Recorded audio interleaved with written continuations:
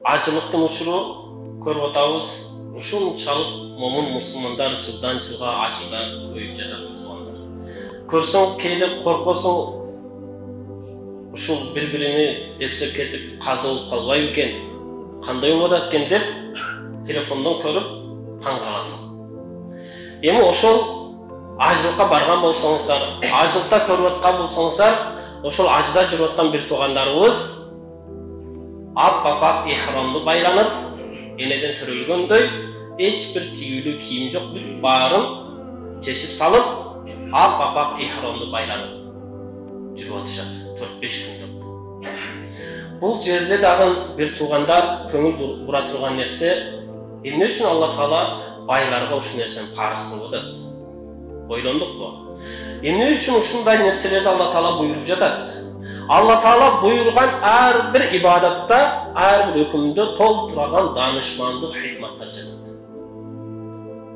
Бай адам сен буга чейин үйүңдө жүрүп, малыңа, машинеңе, байлыгыңа, мансабыңа мас болуп, Алланы унутуп, түбөлүктүү жашооңду унутуп, өзүң кайдан келдиң, кайда кетип жатканыңды унуткан болсоң, Алла Таала өмүрүңдө бир жолу парыз кылган ажылык бар. Ажылыкка барган учурубузда болгон байлыктын бүт баарын, напсыбыз каалап турган нерсенин бүт баарын денебизден чыгарып, кандай апабыздан төрөлгөн болсок, ошондой болуп туруп, кантип жаныбыз чыккан учурда чөнтөгү жок ак кепинге ороло турган болсок, ошол нерсени ошол жерде аткарып атат. Ажылык барганда. Сен эртең күнү ушундай бир күн келет, колуңдагы 470-тин күрүшү дагы колунан түшөт. Этаждап квартиралардын күрүшү да колунан түшөт.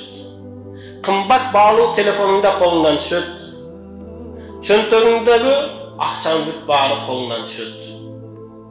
Кийип жүргөн, сыймыктанып жүргөн кийимиңди дагы балдарың денеңден шыгырып алат.